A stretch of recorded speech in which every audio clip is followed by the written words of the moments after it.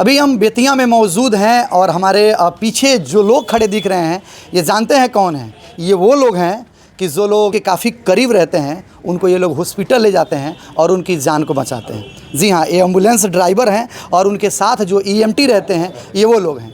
और ये लोग 4 तारीख से जो है हड़ताल पर बैठे हैं। पूरे पश्चिम चंपारण में कहीं भी जो है एम्बुलेंस आपको दिखने को नहीं मिलेगा, क्योंकि जब यही लोग हड़ताल पर हैं तो कहाँ एम्बुलेंस दिखेगा और कौन मरीजों को जो है हॉस्पिटल में लेकर के जाएगा। तो आइए अब इन्हीं लोगों से हम बात करते हैं और जानने का प्रयास करते हैं कि आखिर ये हड़ताल क्यों ये लोग किए हैं और किस कारण किए हैं। आपका नाम क्या है भैया? नौशाद आलम ड्राइवर। अच्छा, तो नौशाद जी ये हड़ताल किस लिए हुआ है? हड़ताल हुआ है कि हम लोगों का पेमेंट सरकार नहीं बढ़ा रही है, कंपनी कटौती पैसा करके देती है। कितना पेमेंट आप लोग? हम लोगों का महीना नहीं है, 384 रुपये पर दिन का जोड़ के देता है कंपनी। कितना दिन से आप सेवा कर रहे हैं? हम तो 2017 से हैं। 2017 से जी, यानी 8 साल हो गया जी। तो क्या इस सैलरी से जो 384 रुपया मिलता है इसमें आपका परिवार चल जाता है? नहीं चलता है, इसीलिए तो हम लोग हड़ताल करते हैं। एक बार का नहीं ना है, ये हम लोग बराबर हड़ताल करते हैं, बराबर बिहार हड़ताल होता है, कुछ ना कुछ हमेशा होता है, मगर कोई सरकार नहीं सुन रही है अभी तक।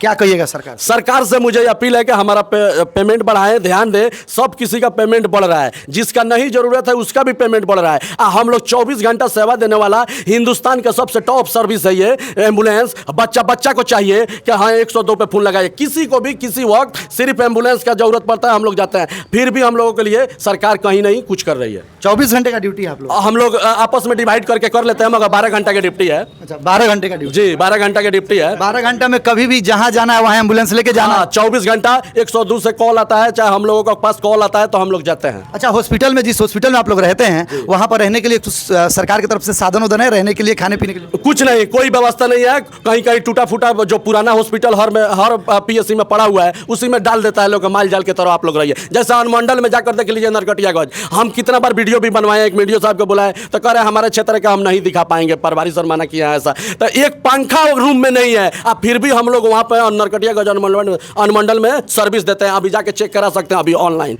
अभी तो क्या तनख्वाह कितना मांग है, कितना सैलरी आप लोग का होना चाहिए? हमारा जो होना चाहिए उतना सैलरी होना चाहिए, मगर 10,000 से होगा? सबका सैलरी बढ़ गया, चाहे और रसोईया हो या नाइट गार्ड हो, आशा हो, ममता दीदी हो, पेंशन हो, सबका बढ़ा है। आप लोगों का क्यों नहीं बढ़ा? अभी फिलहाल होम गार्ड का सैलरी 10,000 के आसपास बढ़ा है, लेकिन आप लोगों का क्या मांग है? सरकार को कितना सैलरी आप लोगों का डिमांड है? हमें कहने से तो सैलरी सरकार देगी नहीं, मगर फिर भी हम लोगों का अगर 26,000 तनख्वाह दे ले तो हम लोग जी लेंगे। बस मात्र 26? हम लोगों को 50-25 नहीं चाहिए, 26,000 रुपए दे दे तो जी लेंगे। क्या करना है, हम लोगों को जीने के लिए पैसा चाहिए, बैंक बैलेंस करने के लिए नहीं है। एक आदमी को 2-2 लाख का महीना नहीं चाहिए। हम लोग जितना में हमारा भरण पोषण हो जाए बाल बच्चे का उतना ही चाहिए। आज के डेट में महंगाई के हिसाब से आप देख लिया जाए, हम लोगों को राशन का पैसा देना भाई, कि जिसमें हमारा बच्चे पढ़ ले खा पी ले, बस क्या लेके जाना है, क्या लेके आए थे बताइए। तो दूसरा हम लोगों को क्या चाहिए? क्या नाम है भैया?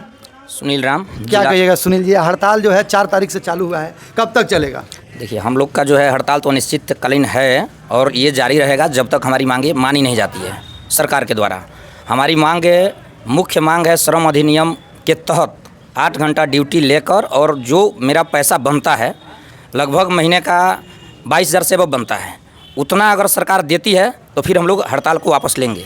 यदि नहीं देती है तो फिर हमारी हड़ताल जायज़ है और जारी रहेगा ही रहेगा। इसके लिए पूरे बिहार में बंदी के कगार पे है, 22 जिला से पार हो चुका है। आने वाले 2-4 दिन में हम लोग 3800 जिला अनिश्चितकालीन हड़ताल पे चले जाएंगे।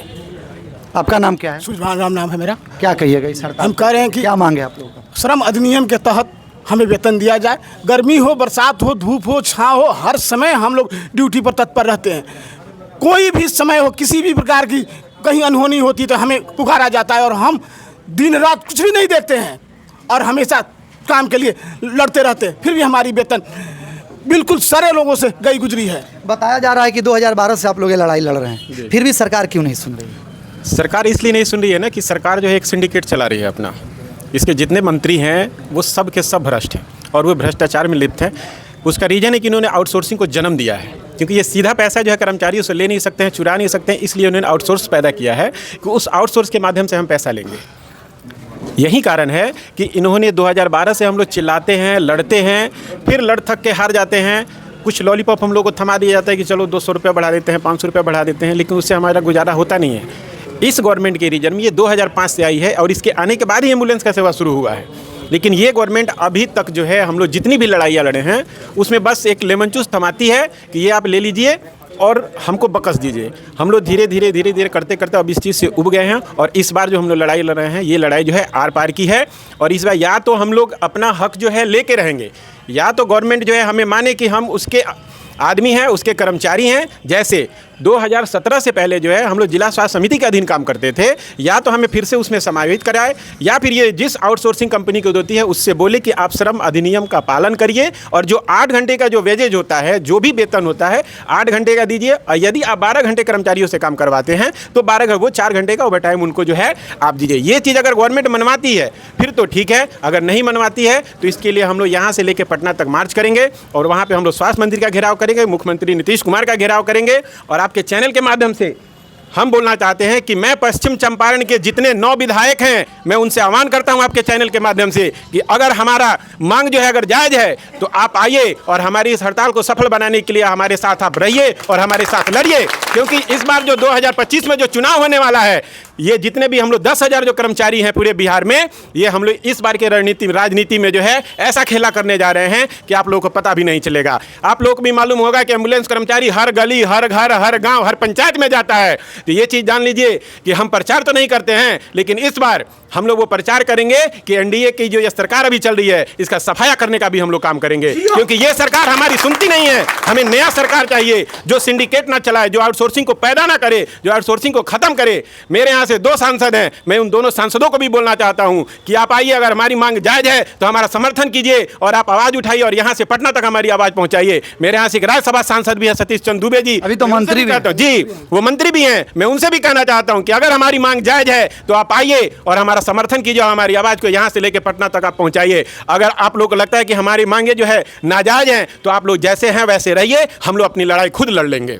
देखिए ये दर्द कितना बड़ा है कि 2012 से ये लोग बता रहे हैं कि हम लोग 2012 से लड़ाई लड़ रहे हैं, लेकिन अभी तक सरकार जो है ना सुन रही है ना कुछ कह रही है। और कहने पे आप बता रहे थे कि आप लोग को डराया जाता है, धमकाया जाता है। बहुत धमकाया जा रहा है हॉस्पिटल से लेके, मगर लेटर भी आ गया है सब किसी के नाम का। कल के डेट में शो कॉज मिल गया है कि इन लोगों को धमकाया जा रहा है। बताइए क्या मतलब, किस बात के लिए धमकाया? हड़ताल किया है इसलिए कि आप लोग जेल में जाइएगा, हटा दिया जाएगा, ऐसे ही इसके लिए धमकाया जाए जी। तो चलिए, अगर इस वीडियो को यहाँ के जो भी पश्चिम चंपारण के बड़े भाई ने एकदम साफ शब्दों में कहा, जो 9 विधायक हैं, 2 सांसद हैं और 1 मंत्री जी हैं, अगर इनका मांगना अगर जायज़ है तो इनके साथ आप लोग खड़ा होइए। बाकी मेरा प्रयास बेतिया से कैसा रहा कमेंट करके ज़रूर बताइए।